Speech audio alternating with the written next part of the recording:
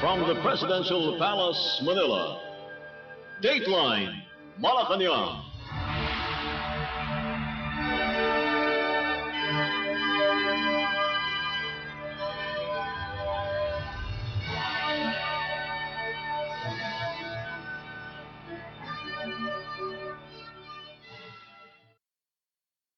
Good day, this is Dateline Malacañang, and here are the news.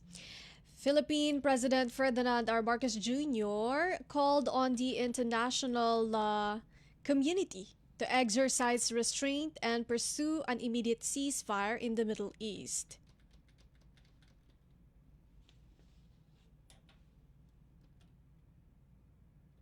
Ukraine and other war-torn regions during the special plenary meeting of the United Nations General Assembly or UNGA at the UN headquarters, President Marcos urged all parties to respect international law, including the UN Charter and humanitarian law. President Marcos appealed to the UN Security Council to lead global efforts to de-escalate conflicts.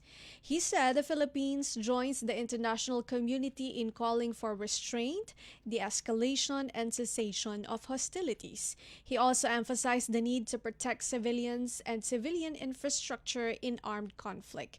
Citing the Global Humanitarian Overview for 2026, President Marcos noted that around 23 billion US dollars is required to save around 87 million lives. President Marcos also emphasized the importance of unity as he hoped for an end to the human cost of conflict. For surely they too deserve to inherit a world where safety, security, dignity, and a healthy planet are assured for all of humanity. It was not so long ago when we made the Pact for the Future, pledging a new beginning to multilateralism and promising to protect succeeding generations from the scourge of war.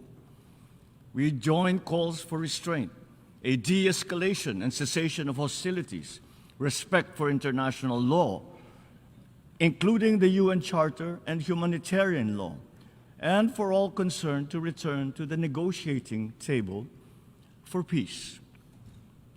Our experience has taught us that at its core, peacekeeping is service to the community. We call for urgent and much-needed action for peace in the Middle East, in the Ukraine, in Sudan, the DRC, the Sahel, Yemen, and Myanmar. Their people continue to live in fear and in despair. These tragedies need to stop. Innocents must be protected, and their basic needs immediately provided. And as we call for the end of conflict around the world, we also urge all parties to these conflicts and the international community to address the catastrophic humanitarian situation arising from such conflicts. The safe, free, and unimpeded flow of humanitarian aid to people in need is not negotiable. This holds true for the Middle East, for Ukraine, Sudan, the DRC, the Sahel, Yemen, Myanmar, everywhere else where humanitarian action is needed.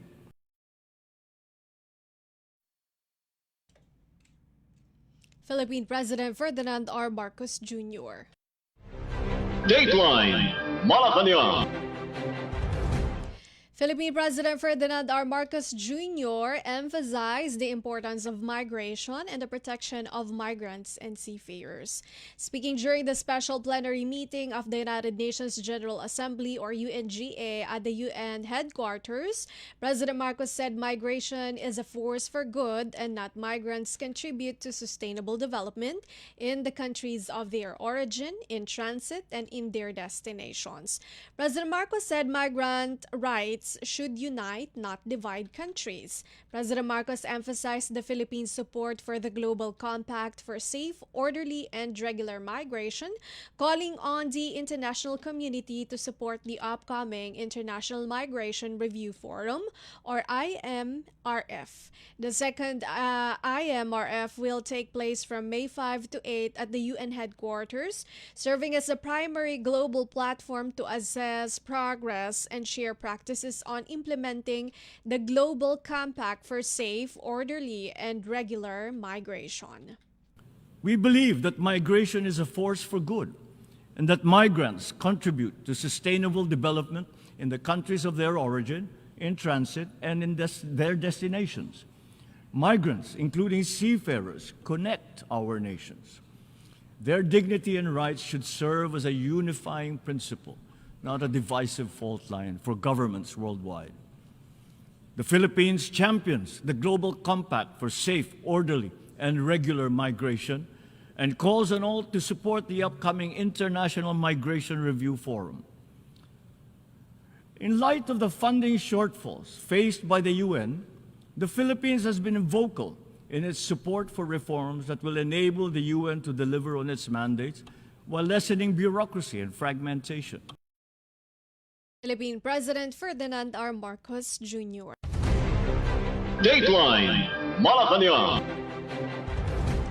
Philippine President Ferdinand R. Marcos Jr. said the government may implement a fuel excise tax reduction once global oil prices reach a specific threshold as part of the plan to grant him emergency powers to address rising petroleum costs. In an interview at the Pierre Etage Hotel in Manhattan, New York, President Marcos said he intends to certify the bill as urgent once the committee reports in both the Senate and the House of Representatives are completed. Asked what specific provision he wants to be included in the proposed measure, President Marcos said he wants to exercise emergency powers if the price of Dubai crude oil reaches an average of $80 per barrel for at least a month. No, actually, I will declare it as urgent because there's no point declaring it as urgent before the committee report has been completed. And that is what I told them, both houses. And I said, the minute that you have completed your committee reports, because when you declare a bill as urgent, the shortcuts, if you say, only begin on the plenary debates. So yung requirement of 3 working days between the reporting out from committee to the debate on the floor of is shortened. And that's what, kasi kung minsan pag talagang urgent, pag report out, pag yung majority floor leader, babasahin yung report, at pagkatapos ma-approve yung report, ay hindi na uupo yun. They will then go straight to the third reading. So that's when the declaration of the bill as urgent really goes into effect. It's very, very simple. What we asked of the legislature is really very simple. Is that when the price of oil, at least this is the original version, when the price of oil has breached $80 per barrel on average for a month, then the emergency powers can be exercised. Does that mean that you will necessarily do it? But it can be exercised by the president. President Marcos, however, clarified that breaching the threshold would not automatically trigger the excise tax reduction, but would allow the president to implement the measure if necessary. He also assured the public that the Philippines still has sufficient fuel supply, noting that additional shipments are already in transit. President Marcos said the government is closely monitoring shipments that may pass through areas affected by geopolitical tensions to ensure accurate supply projections. He admitted that it remains uncertain how long global tensions may last. He said the government is exploring alternative suppliers as a contingency measure. In terms of supply, we are in good shape. And not only do we have inventory in the Philippines, we also are awaiting some supplies coming in that are in transit. Ang pinaaral ko lang kung yung mga in transit, baka naman nandun sila sa lugar ng peligro. So, para maging accurate yung kalkulasyon natin. Pero hindi naman daw. Yung pagsara ng Straits of Hormuz, hindi kasama dun sa kalkulasyon so far. So, so in terms of supply, but that doesn't mean that we're not doing anything. Naghahanap tayo ng iba't ibang lugar na makapagbigay ng supply sa atin. We are talking to many other countries who we normally do not buy oil from, but hopefully we will be able to come to an agreement with them, and that we will get further supply from them. Philippine President Ferdinand R. Marcos Jr. Dateline Malacañang. Philippine President Ferdinand R. Marcos Jr. urged American investors to explore opportunities in the Philippines, assuring them that the country is ready for business. During a dinner reception hosted by the LT Group Incorporated, or LTG, President Marcos told the business community in the United States that the Philippines has a skilled, adaptable, and English-speaking workforce, adding that it has one of the youngest and fastest-growing populations in Asia. President Marcos also expressed his administration's commitment to improving the investment climate in the country, citing continued infrastructure development under his watch. President Marcos said he is looking forward to new investments in various sectors, including electronics, aerospace components, medical device manufacturing, food processing, and high-value manufacturing. He added that the government is serious about making the Philippines a reliable node in global supply chains, as well as in developing industrial zones and manufacturing corridors. President Marcos also called on investors to consider opening doors in financial services, noting that a large portion of the country's population remains underserved by traditional banking. President Marcos said the expansion of the fintech sector, along with digital payments, microfinance, and insurance products tailored to the mass market, makes the country ripe for innovation and investment. He added that Philippine capital markets are maturing as the government continues efforts to promote the Philippines, not just a market but also as a financial center. The government is also expanding the country's digital economy by engaging the world's leading hyperscalers, data center operators, and technology companies to make the country part of the infrastructure of the future.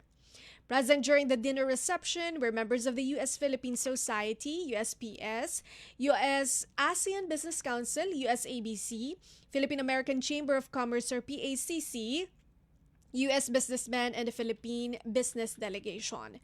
LTG is a leading diversified holding company in the Philippines, founded in 1937 with major interest in banking, tobacco, distilled spirits, beverages, and property development. Dateline Malacañang. Philippine President Ferdinand R. Marcos Jr. described his two-day working visit to the United States as very productive, highlighting efforts to promote peace amid global tensions and really support for the Philippines' bid for a non-permanent seat in the United Nations Security Council, or UNSC. After concluding his engagements at the United Nations, the chief executive said a visit centered on urging peace in the Middle East and other conflict-affected regions, while also promoting the Philippines' bid for a seat on the United Nations Security Council for the 2027-2028 term. On the first day of his working visit, President Marcos delivered a national statement at the 70th session of the UN Commission on the Status of Women, where he stressed that the nation's progress is measured by the status and empowerment of women. We often speak of development in terms of economic growth, infrastructure, technology, or trade. But there is a simpler and more human measure. If women are educated, safe, able to work, able to lead, able to decide the course of their own lives, then the society is moving forward. If they are not, then no level of prosperity can truly be called progress. Filipino women have always stood at the center of our national life. We cannot hope to solve the great challenges of our time if half of our humanity is excluded from shaping those solutions. Women must be present wherever decisions are made, in government, in business, in science, in diplomacy, and in peace building. When women rise, societies rise with them. When women lead, nations move forward.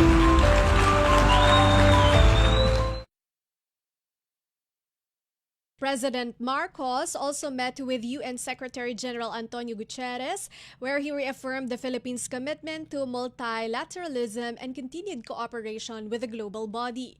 At a special plenary session of the United Nations General Assembly on the last day of his working visit, President Marcos addressed the 193 member states and stressed the importance of the rule of law, multilateralism, and a peaceful settlement of disputes.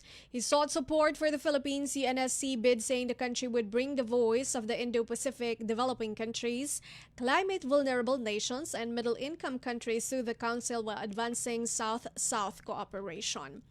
President Marcos also hosted a diplomatic reception attended by high-level representatives from member states of the United Nations to further rally support for the Philippines bid. He noted that the Philippines has been part of efforts to address global challenges since the founding of the United Nations in 1945 and remains a trusted and independent partner, pathfinder, and peacemaker. Dateline Malacañang.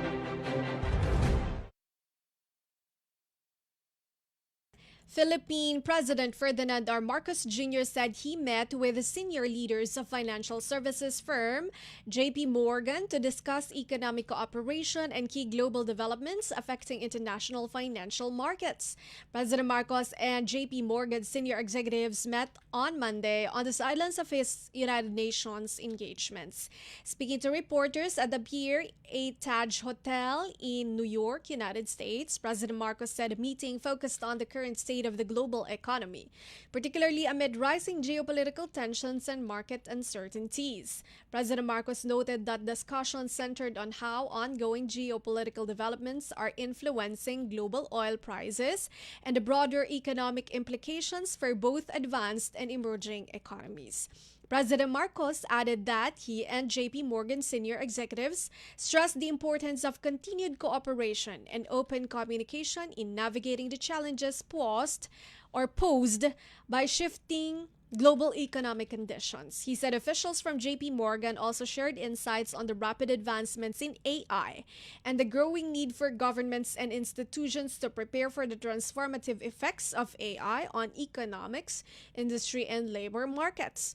President Marcos emphasized that technological readiness, cybersecurity resilience, and workforce upskilling will be critical factors for countries aiming to remain competitive in a fast-changing global environment. Dateline Malacañang. A United States US-based medical glove manufacturer is investing an initial $200 million to build a production facility in the Philippines with plans to expand operations once the first phase becomes successful, Philippine President Ferdinand R. Marcos Jr. said. In a press conference at the Pier 8 Taj Hotel before leaving New York, President Marcos said Harvard-based U.S. medical glove company, USMGC, has already begun preparations for the project and has sent representatives to the Philippines to start work on the facility's construction. President Marcos noted that the initial phase will involve a smaller investment, but discussions are already underway for a much larger expansion once operations begin. He said once operational, the facility would help ensure a stable domestic supply for various sectors. President Marcos said the government is open to exploring more opportunities if the manufacturing venture performs well. He also noted that USMGC wants to expedite the construction of the facility. Actually, they already have started it. They sent already representatives to the Philippines. Now they're already starting to build their first plant, and gusto nila mag-expand pa. They already have found a local partner. But the first phase will be a smaller investment. But we are already talking about a larger investment. Now this is going to be to our advantage dahil magkakaroon tayo ng supply hindi lamang para sa mga healthcare workers, pati sa military, pati sa lahat ng mga nangangailangan. At sana kung talagang maging maganda ang takbo nitong manufacturing na ito, makapag-export pa tayo. So they want to do it as quickly as possible, and it pinalaman sa atin na pagpatayo ng ganitong klaseng facility ay mabilis lang. Sabi nila pagdating ng basta't napagawa na nila ng building, pagdating ng makinarya nila, within 48 hours they'll start the process already. The prospective amount is $200 million, at least in the beginning. President Marcos met with the USMGC executives on Monday, the first day of his two-day working visit to the U.S. In a Facebook post, President Marcos said the project is expected to generate more than 2,000 jobs and pave the way for the local production of essential medical supplies. USMGC is the leading American manufacturer of nitrile and a polyisoprene surgical and exam gloves, headquartered in a 1.8 million square foot facility in Harvard, Illinois. It has 10 nitrile glove production lines in operation and produces over 2 billion gloves annually, and uses eco-friendly, energy-efficient machines that are 90% lighter than conventional machines and recycles 100% of production water. Dateline Malacañang. Philippine President Ferdinand R. Marcos Jr. warned that climate change is the most serious threat facing humanity, especially for vulnerable nations. President Marcos also emphasized the mental health impact on youth, citing a 2022 survey which showed that young Filipinos have the highest vulnerability to climate anxiety. Standing by the principle of common but differentiated responsibilities, President Marcos renewed his call on developed and industrialized nations to fulfill their obligations to cut greenhouse gas emissions and provide new additional financing for climate adaptation and loss and damage.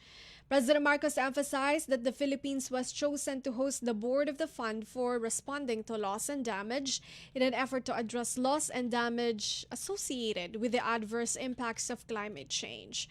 President Marcos said the Philippines also joined the movement for the International Court of Justice, or ICJ, issuance of an advisory opinion on the obligation of states in respect to climate change. The opinion confirms that states have an obligation to protect the environment from greenhouse gas emissions and act with due diligence and cooperation to fulfill this obligation. President Marcos noted that in 2025, the Philippines allocated 18% of its national budget to climate-related expenditures, adding that the country established the climate change expenditure tagging system to track and to align budget priorities with the National Climate Change Action Plan. President Marcos also cited the Philippines' hosting of the 2024 Asia-Pacific Ministerial Conference on Disaster Risk Reduction and First International Conference on Nuclear Technology for Controlling Plastic Pollution in 2024 to address climate crisis. War is not the only threat to humanity. Climate change poses the greatest existential test for all our civilizations. For the Philippines, the climate crisis is not a future risk. It is for us a present reality. It reshapes our coastlines, our communities, and even the Filipino psyche. And as host country of the board, we commit to ensure the fund's governance maintains equitable, transparent, and needs-based allocation of resources. The Philippines joined the movement to have the International Court of Justice issue an advisory opinion on the obligation of states in respect to climate change. And we were gratified by the ICJ confirmation that states have a legal obligation under international law to prevent climate harm. And as my country confronts its climate vulnerability directly, we extend our hand to other countries. The Philippines welcomes South-South or triangular cooperation, capacity building arrangements, and the exchange of knowledge and technology. The climate crisis knows no borders, and it is by standing together, uniting in purpose, that we shall survive and overcome. Philippine President Ferdinand R. Marcos Jr. Dateline Malacañang. Finally, for Dateline Malacañang, Philippine President Ferdinand R. Marcos Jr. said the Philippines' long-standing and strong partnership with the United Nations or UN could work to the country's advantage in its bid for a non-permanent seat in the UN Security Council or UNSC. Speaking to reporters at the Pierre A. Taj Hotel in Manhattan, New York on the final day of his working visit, President Marcos said the Philippines has built a strong record of cooperation with the UN since its founding in 1945. President Marcos noted that the Philippines has actively supported UN initiatives, including peacekeeping missions and the promotion of key global issues such as women's rights, climate change, and social development. President Marcos said the Philippines' potential election to the UNSC for the term 2027 to 2028 would allow the country to represent not only its own interests but also those of developing and middle-income nations, particularly in the Indo-Pacific region. He added that the Philippines aims to serve as a representative voice for developing countries, middle-income nations, and climate-vulnerable states. He said the country remains optimistic about its chances despite the challenge posed by rival candidate Kyrgyzstan, noting that several UN member states have already expressed support. President Marcos expressed hope that the Philippines would secure the non-permanent seat, saying it would strengthen the country's role in shaping global discussions on peace, security, and development.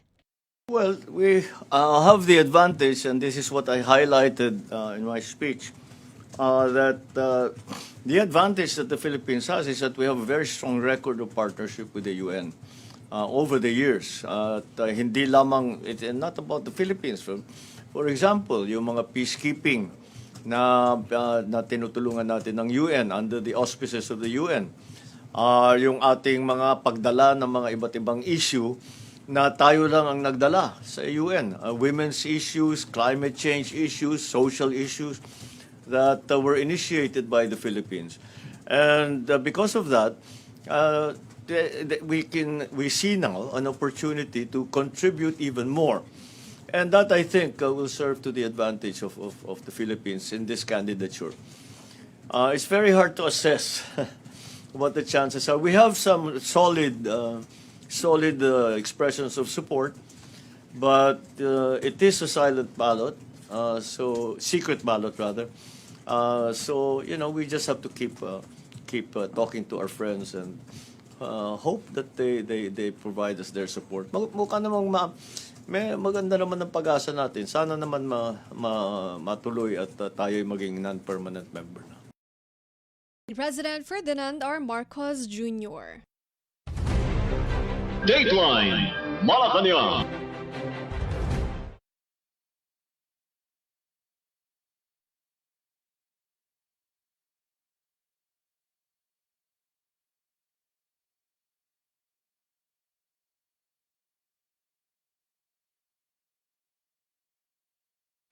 And that is all for today's Dateline Malacañang for Radyo Pilipinas World Service. This has been Bea Gaza-de Guzman. From the Presidential Palace, Manila, Dateline Malacañang.